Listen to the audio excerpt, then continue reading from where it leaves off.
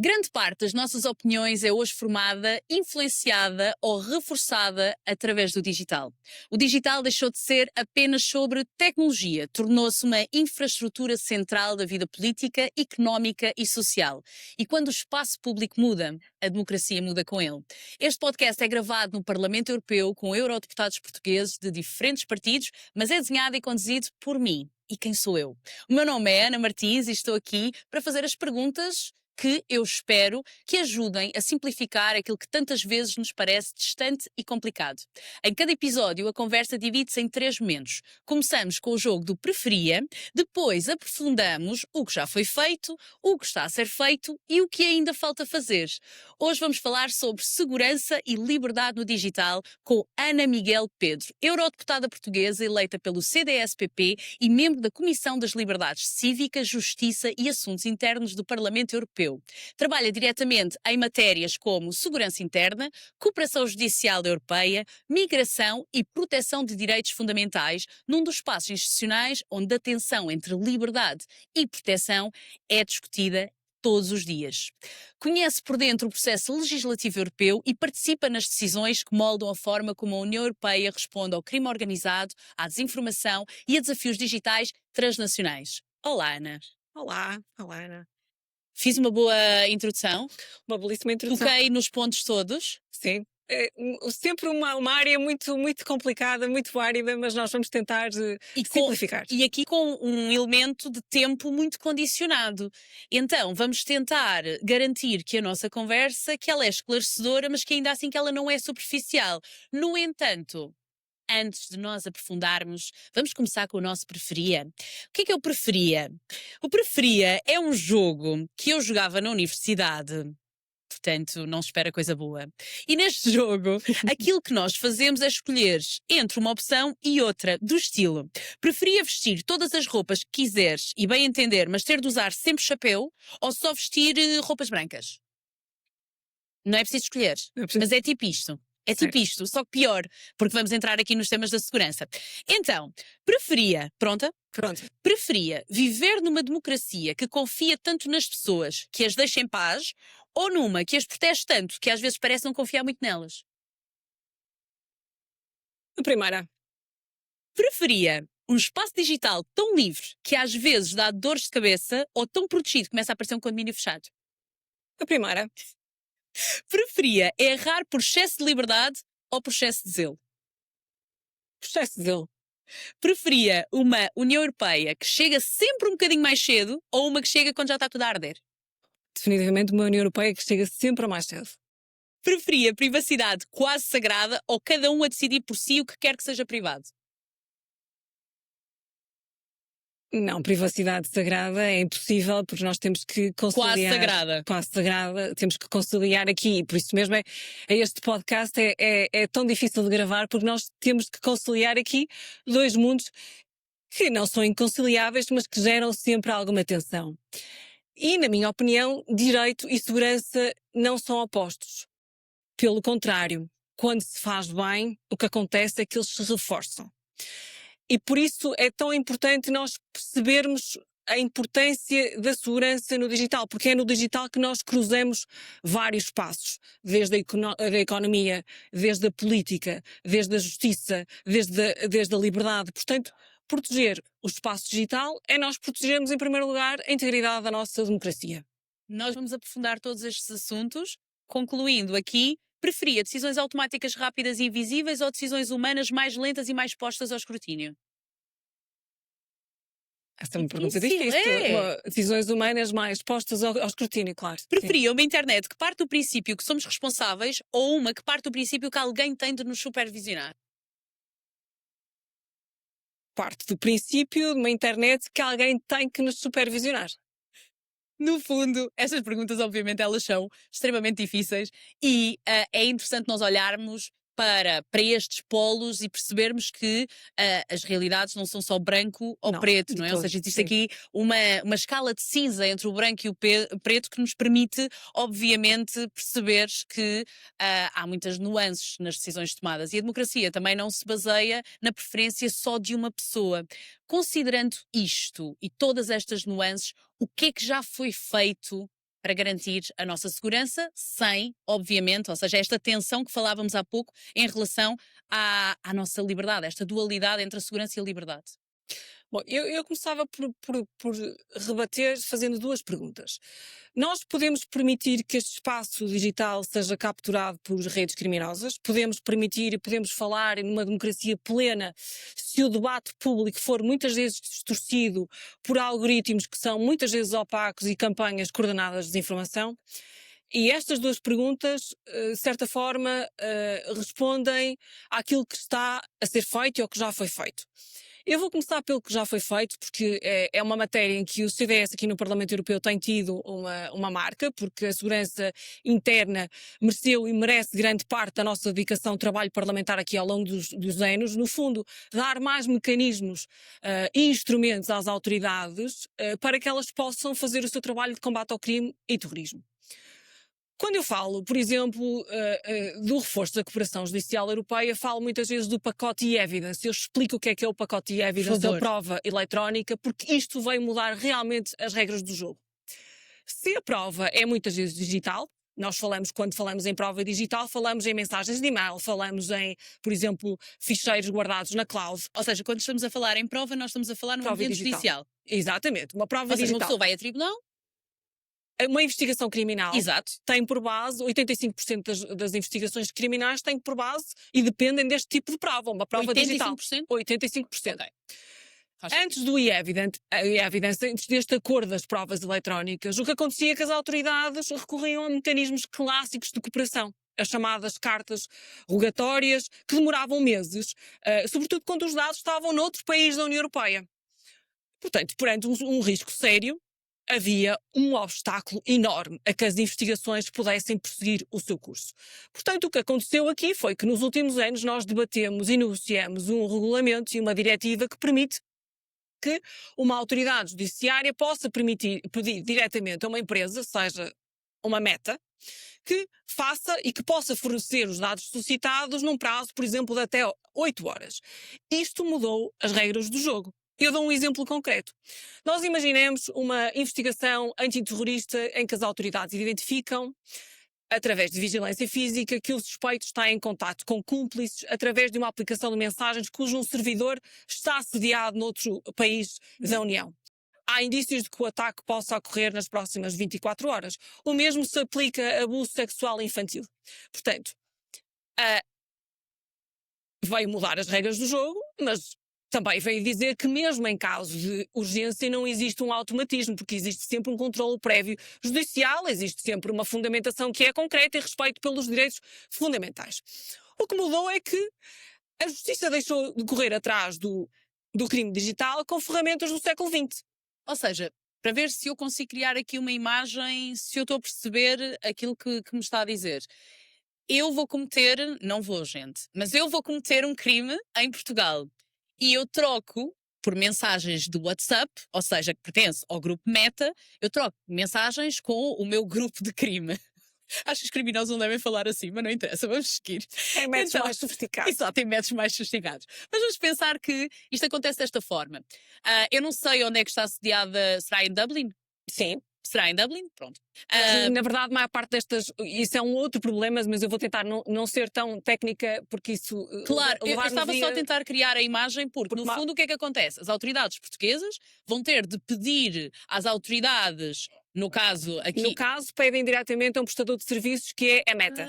Ok, vão diretos. Vão diretos ao prestador de serviços. Ok. Isso é uma ordem de conservação de uma prova, porque estas provas, por serem digitais, são muito voláteis, desaparecem muito facilmente. O grande problema ainda maior é que muitos destes dados estão armazenados em servidores de empresas norte-americanas, por exemplo a Microsoft.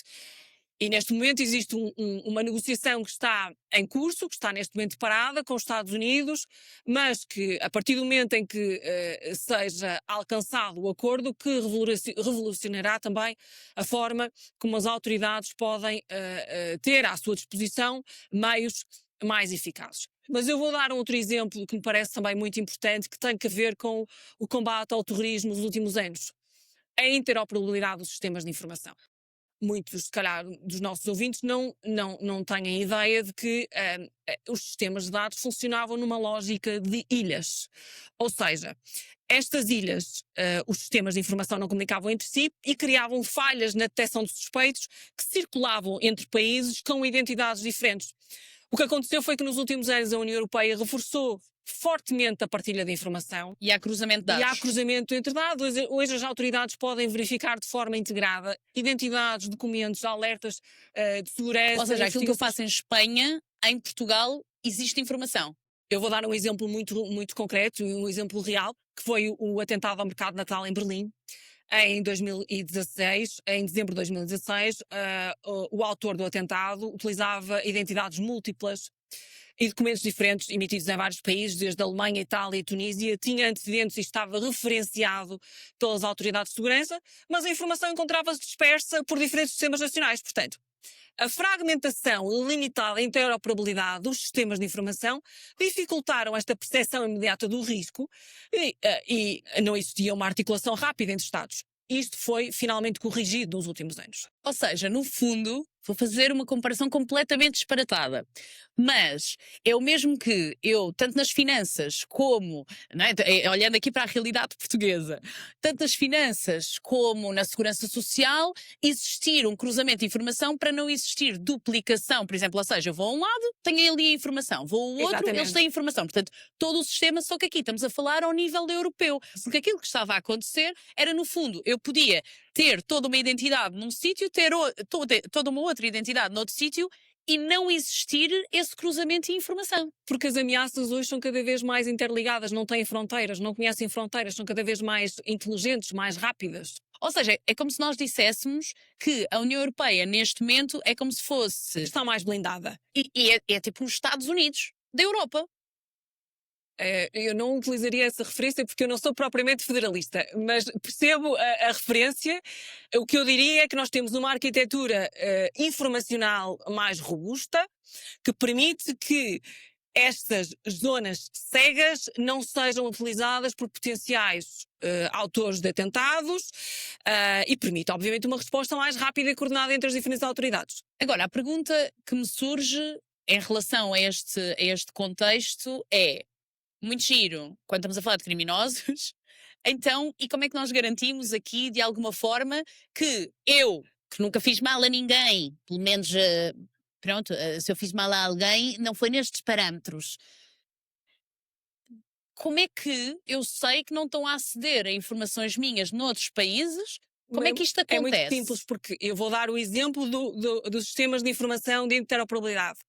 Se eu estou num aeroporto, os guardas de fronteira, por exemplo, têm um chamado desktop. Desktop computador?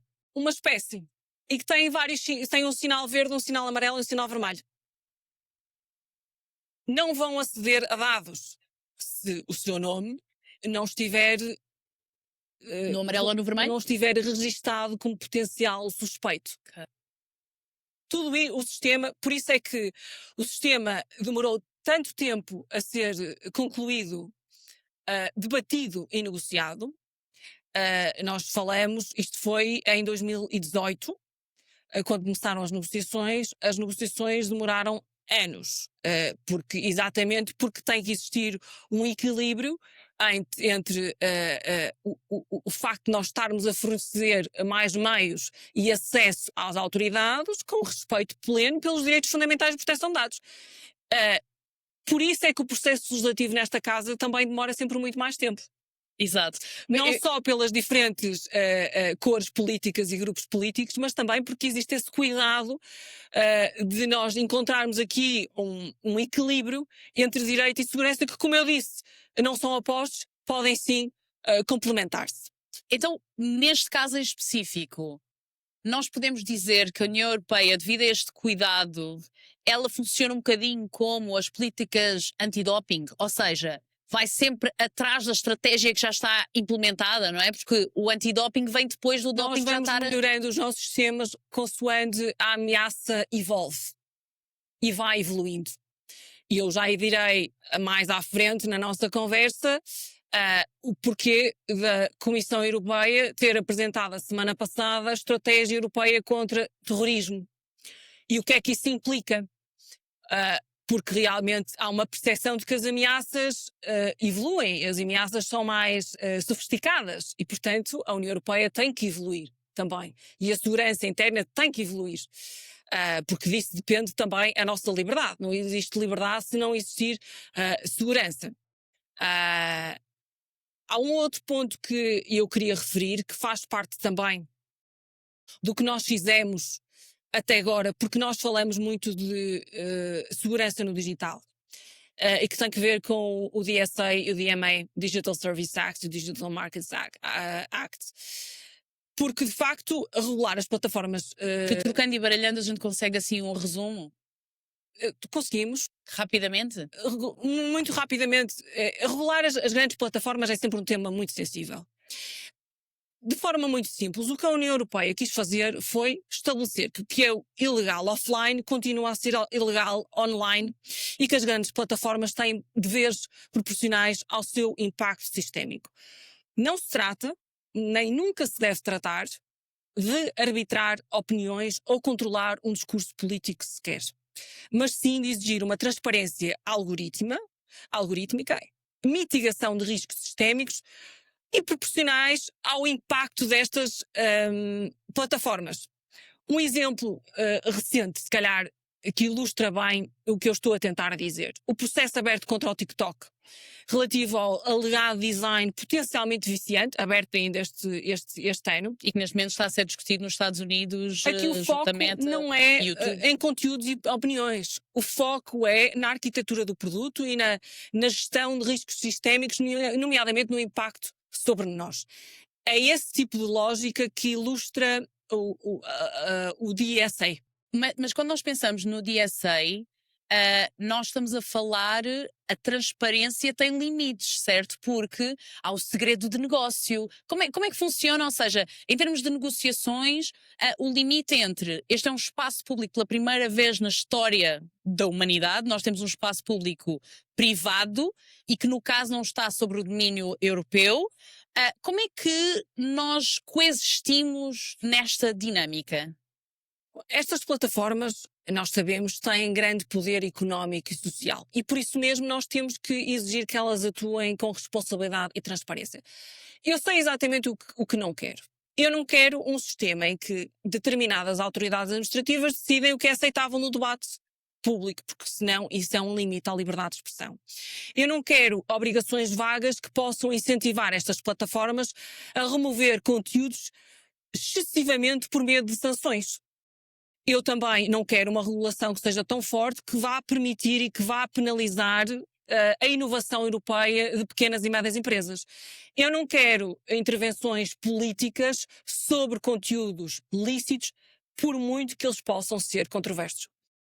Portanto, a credibilidade do DSA depende precisamente desta linha fina, que é nós podermos reduzir riscos que são estruturais sem substituir o pluralismo democrático. Eu quero sim uma transparência, quero saber como é que funcionam os sistemas de recomendação quando moldam a informação e até comportamento de menores, e quero obviamente uma mitigação de riscos quando está em causa campanhas de desinformação massiva ou até exploração de menores e estes sistemas de engenharia de dependência. Portanto, é muito importante porque às vezes quando nós falamos no DSA fica aqui um manto um bocadinho sombrio e de forma muito simples a União Europeia deve estabelecer que o que é ilegal offline continua a ser ilegal online, mas com uma linha sempre muito ténue, obviamente de não controlar discursos políticos ou opiniões. Isso parece-me óbvio.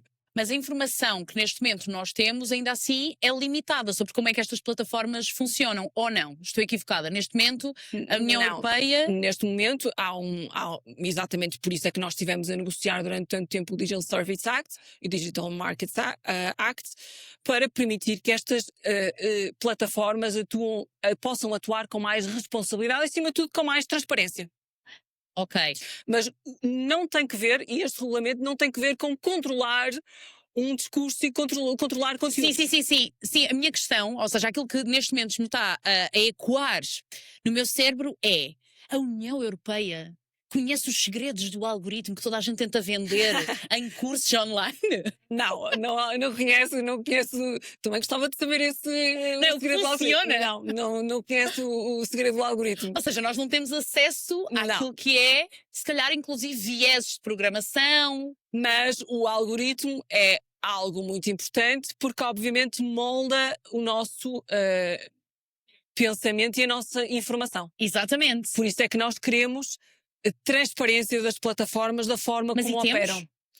Vamos tendo cada vez mais, sim. Ok. Como é que funciona essa dinâmica? Quando a União Europeia se senta com Mark Zuckerberg e os seus amigos, a União Europeia é quê na mesa? É aquela mãe chata que não os deixa fazer tudo o que eles querem e como eles querem? Ou entendem aqui efetivamente uma cooperação, inclusive entendem a União Europeia como uma fonte de maturidade destas plataformas? Eu, particularmente, enquanto cidadã, eu sinto que a União Europeia tem sido pioneira. Bom, isto não é uma sensação, é factual. Tem sido pioneira na regulamentação e tem levado, a meu ver, isto sim é uma opinião pessoal, a uma maior maturidade por parte das plataformas e daquilo que são as regras estruturais das mesmas. Eles entendem isto desta forma? Ou é meio chata? Não, eu acho que a União Europeia tem que, usando o exemplo, tem que ser aquela mãe que dá a liberdade, mas que não deixa de supervisionar. Ou seja, tem que existir, obviamente, uma regulação, porque não pode ser uma selva, mas tem que ser uma regulação que não penalize uma inovação ou que crie barreiras que são desproporcionadas para pequenas e médias empresas na área do digital.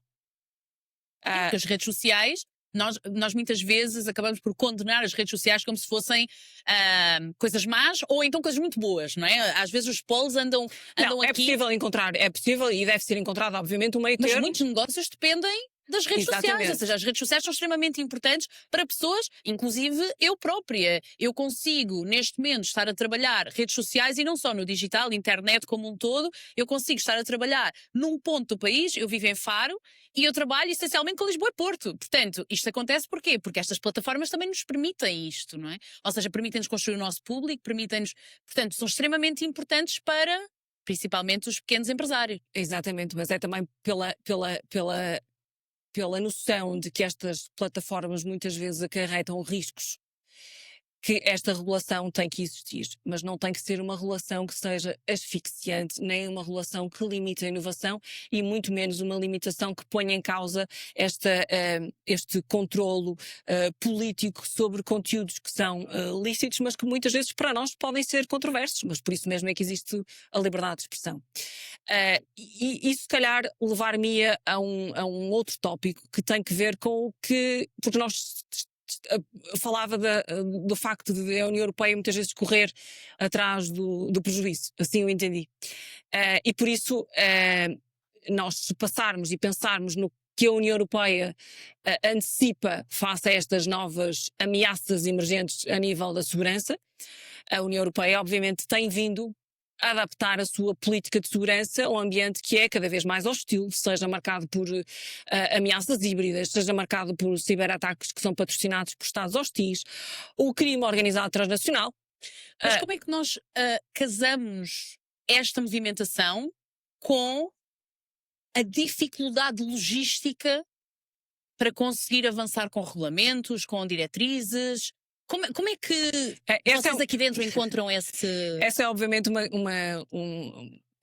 uma grande questão, uma questão muito importante, por uma razão. Por isso é que muitas vezes Deixa-me só fazer este paralelo, porque eu acho que pode ser útil para quem nos está a ouvir. A União Europeia, corrija-me se eu estiver errada, é como uma família muito grande com partilhas. Tem de se entender todos. Há muita gente para se entender, ou seja, há muita gente sentada à mesa a tomar decisões. Conseguir esse acordo e esse trabalho colaborativo é extremamente difícil. É muito difícil, principalmente no Parlamento. Nós temos um mandato em que há uma grande polarização do Parlamento. Temos grupos políticos com posições muito extremadas e esse consenso político é muitas vezes difícil, muito difícil, eu diria até mais difícil do que nos mandatos passados. Mas também digo, nos tem permitido avançar em muitos temas que são importantes e que no passado eram marcadamente, tinham uma marca muito, muito grande em termos ideológicos. Eu falo na questão da segurança interna e na questão da migração. Possivelmente não tocaremos na questão da migração, mas na questão da segurança, sim, da segurança interna, porque havia sempre, e eu recordo-me, quando foram os atentados terroristas em Paris, nós estávamos a discutir no Parlamento Europeu a questão do Passenger Name Record, que é basicamente os dados que as companhias aéreas têm sobre quando nós fazemos a reserva de um bilhete de avião. Havia esse relatório ficou parado no Parlamento Europeu durante anos. E foi preciso os atentados de Paris e de Bruxelas sucederem para que houvesse um espírito político e uma urgência política em desbloquear esse dossiê.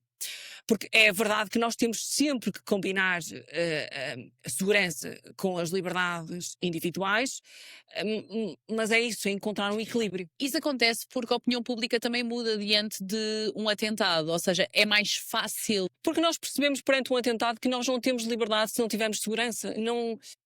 Mas estava só a fazer esta ponte porque eu acho que as pessoas. Mas sem dúvida. Sentem um grande distanciamento. Eu vou dar um exemplo. Sentem um grande distanciamento. Mas influenciam. Claro, é por isso mesmo é que os cidadãos se sentem muitas vezes desligados da União Europeia, porque o processo legislativo é muito longo. Eu estive envolvida na negociação do que falei há pouco das provas eletrónicas. Esta negociação deste dossiê demorou 5 anos. Foram 5 anos em que nós tivemos reuniões técnicas incontáveis entre Comissão e Conselho, reuniões técnicas que são cada artigo, cada emenda, cada palavra é discutida ao pormenor. E tem de ser, porque é a nossa vida que está em causa. Claro, mas de facto, se nós imaginemos que vão mudando os mandatos vão sucedendo, vão outros grupos políticos... As famílias trocam? Vão trocando as pastas, vão trocando as caras e, portanto, é sempre difícil, muitas vezes, a nós voltarmos ao ponto zero. E depois, obviamente, depende muito também da presidência do Conselho que está no momento em ação, a presidir. Portanto, o sistema legislativo e o processo legislativo é complexo e, portanto, muitas vezes, desde o início em que nós começamos a discutir uma diretiva ou um regulamento, até ao momento em que o cidadão vê essa diretiva ou esse regulamento aplicado no seu dia-a-dia, vai uma distância muito grande. E por isso é que nós temos de fazer. E por isso mesmo é que este podcast é útil também, para nós percebermos a utilidade e tentarmos desmistificar aqui um bocadinho e tentarmos desconstruir temas que são de facto bastante importantes. Eu queria dar aqui um exemplo também com base no que aqui estamos a falar desta distância muitas vezes que os cidadãos sentem e também um bocadinho a desinformação que surge à volta de determinados temas. Por exemplo, o stat control. O stat control, todos sabemos o que é, ou penso que todos sabemos o que é, o abuso sexual infantil online, que tem ficado conhecido nos últimos tempos como o stat control. E eu queria dar aqui dados porque, de facto, para mim não existe crime mais hediondo do que o abuso sexual infantil. E há uma determinada desinformação que tem vindo a surgir neste âmbito que é muito importante tentar esclarecer. Dados da Europol dizem-nos que a exploração sexual de crianças online é uma das formas de criminalidade organizada que mais cresce na União Europeia. O Centro Europeu do Cibercrime tem alertado, aliás, para um volume contínuo do volume de material de abuso sexual infantil partilhado através destas plataformas digitais, serviços de cloud e mensagens encriptadas. Um dos exemplos mais chocantes foi o caso da plataforma Kidflix, que foi desmantelada em 2024 numa operação da Europol. Tratava-se de uma verdadeira plataforma de streaming de abuso sexual infantil com dezenas de milhares de utilizadores em vários Estados-membros. Funcionava por subscrição, sistemas de pontos e pagamentos digitais. Foram identificados milhões de ficheiros e milhares de suspeitos em toda a Europa. Não era um fórum marginal, era uma infraestrutura organizada com um modelo empresarial. E o que choca, obviamente, choca-nos o volume, mas choca-nos a normalização tecnológica destas práticas. Nós temos tutoriais para escapar à detecção, temos o uso de inteligência artificial para manipulação de imagens. Como é que se combate? Nós defendemos de forma muito clara o seguinte: nós temos o CDS aqui no Parlamento Europeu tem uma prioridade política absoluta da proteção das crianças e obrigações claras, lá está, obrigações claras para as plataformas para reduzirem o risco e colaborarem. É que, agora, só fazendo aqui um ponto, isto acontece em plataformas que nós não conhecemos, mas isto também acontece em plataformas que todos os dias nós utilizamos. Cidadão Certo. comum. Sim. E eu vou dar exemplos. Mas só para terminar o meu raciocínio, tendo o CDS esta prioridade política de combate ao abuso sexual infantil online, nós também queremos, obviamente, salvaguardar opções técnicas de varrimento indiscriminado que possam pôr em causa a cibersegurança geral. Portanto, o debate europeu está precisamente em tentar encontrar aqui um equilíbrio entre eficácia e direitos. Isso é o que está neste momento em cima da É o que mesa? está neste momento em cima da mesa. Eu, durante a minha visita aos Estados Unidos, uma missão que fiz a Washington em setembro, este foi um dos temas mais debatidos na visita. Porque, obviamente, que nenhuma outra área mexe tanto da criminalidade, mexe tanto com a nossa urgência de agir. Nós estamos a falar de proteger os mais vulneráveis. Crianças. Agora, ficou também muito claro que nós precisamos de encontrar este equilíbrio certo.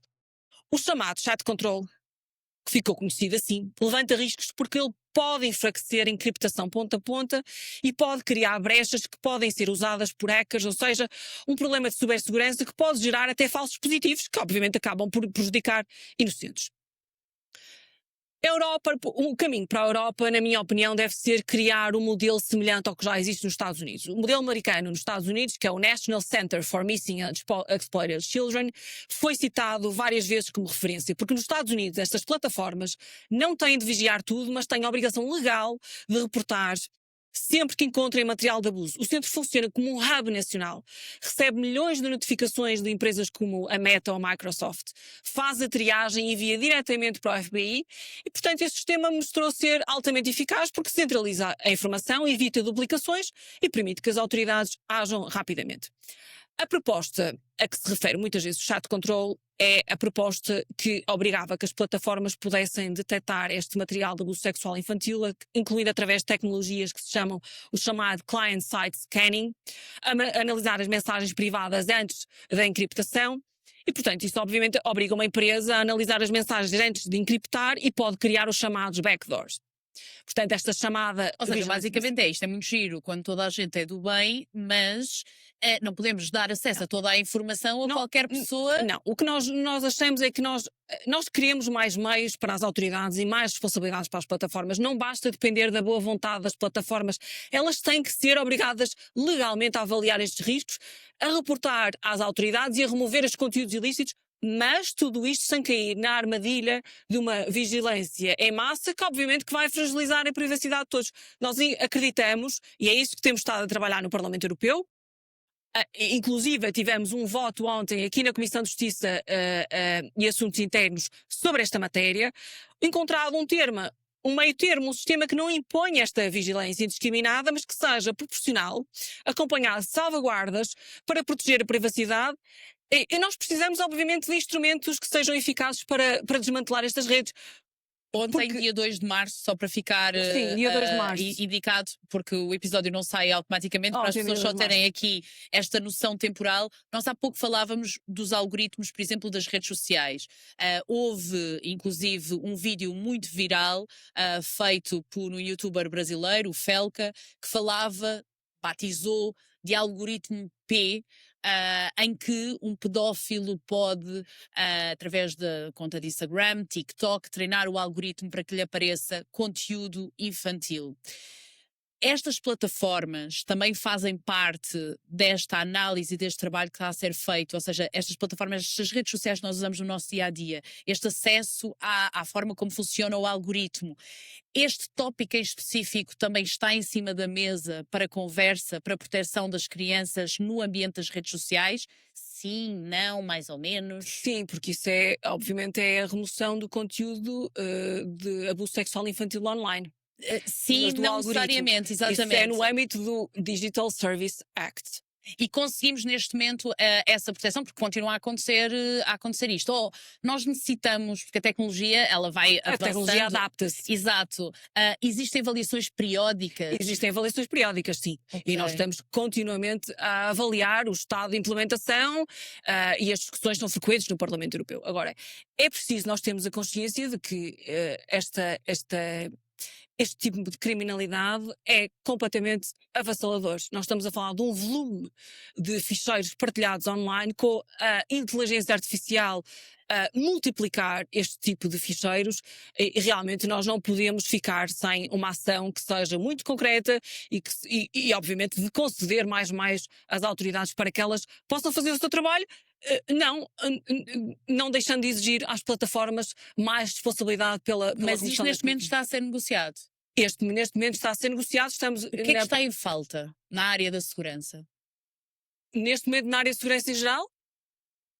Bom, eu diria O que é que para ainda não futuro, foi falado? O que é que ainda não foi dito, apontado, mas que quem está dentro entende? eu acho que nós estamos a mudar a nossa forma de nós olharmos para a segurança interna e para a justiça, porque a justiça não pode funcionar à velocidade do papel quando as ameaças funcionam à velocidade da fibra óptica.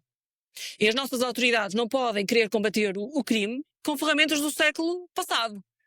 E, portanto, tem que existir sempre uma adaptação que é constante. E eu falo, por exemplo, da nova estratégia de contra-terrorismo que foi apresentado na semana passada, fevereiro, que vai exatamente neste sentido, porque nós já temos uma resposta ao terrorismo. Sabemos que as redes extremistas não operam apenas em células físicas. Neste momento, basta um quarto de um adolescente, recrutam online, financiam-se através de canais digitais, usam identidades múltiplas, cruzam fronteiras em horas. Portanto, esta velocidade obriga a União Europeia a reforçar os seus meios. O que é que a nova estratégia de contra-terrorismo faz? Faz o seguinte, fecha as brechas que hoje são muitas vezes exploradas por estas redes, que são tecnologicamente muito sofisticadas. Ou seja, em vez de nós termos uma resposta que é muitas vezes reativa, a União Europeia percebe que tem que adotar uma estratégia em que tem que alterar o seu ponto de intervenção para antes. Ou seja, tentar antecipar e desarticular estas redes quando elas estão em formação. E eu penso que isso é dos pontos que falta. Obviamente que teríamos muitos outros assuntos. A Comissão Europeia irá lançar em breve a nova estratégia europeia para os portos. Os portos são infraestruturas absolutamente críticas neste momento. Enfim, eu defendo que uma linha securitária não enfraquece de todo o Estado de Direito, protege-o. Eu gostava de terminar esta nossa conversa, sendo que eu fico com muitas questões, temos de voltar a conversar, mas eu gostava de terminar esta conversa com algo que disse no início da mesma. Neste momento, as negociações com os Estados Unidos estão paradas. Estas infraestruturas, na sua larga maioria, Meta, Google, Alphabet e por aí vai, são americanas. Como é que nós trabalhamos e desenvolvemos esta segurança quando nós não temos este domínio e neste momento uma negociação A negociação difícil? A negociação está neste momento suspensa no sentido que as partes continuam a trabalhar e há uma vontade, desde a última vez em que eu estive numa missão em Washington e estive em discussão exatamente com agência como a FBI e outras autoridades, este Centro de Proteção de Menores americano.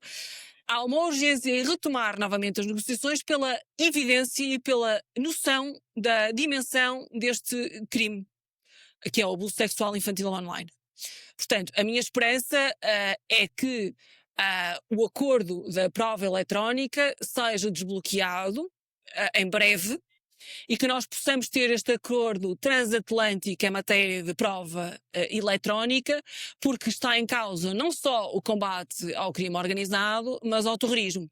E quando nós sabemos que, e temos noção que o recente conflito que estamos a viver nomeadamente na questão do Irão, poderá ativar várias células terroristas adormecidas em vários Estados-membros e também, obviamente, nos Estados Unidos. Portanto, esta cooperação entre as autoridades judiciais é absolutamente fundamental, não só entre os diferentes Estados-membros, e não só entre os diferentes países da União Europeia, mas também a nossa cooperação transatlântica, que existe, sempre existiu. Há um contacto muito direto entre a Europol e a FBI, mas que tem, obviamente, de ser cada vez mais intensificado. Ou seja, nós precisamos de uma Europa unida, mas mais do que tudo precisamos de um mundo unido, principalmente contra o crime. Contra um crime um crime organizado, transnacional, que não conhece fronteiras, cada vez mais rápido, que se adapta e que é cada vez mais sofisticado. Muito obrigada, Ana. Obrigada. A tensão entre segurança e liberdade não é nova, o que é novo é o palco onde ela acontece. Eu quero saber a tua opinião. Agora chegou a tua hora de falar. No espaço digital, o que é que deve ter prioridade? A. Reforçar segurança, mesmo que isso implique mais controle e regulação. B. Proteger liberdade, mesmo que isso implique aceitar mais risco. Escreve A ou B nos comentários e diz-nos porquê. Porque democracia é isto, é a capacidade de falarmos entre nós com a consciência e responsabilidade necessária para que juntos cheguemos a melhores decisões. Idealmente, pelo menos. Obrigada, Ana. Obrigada, equipa. E obrigada a ti que estiveste connosco até aqui.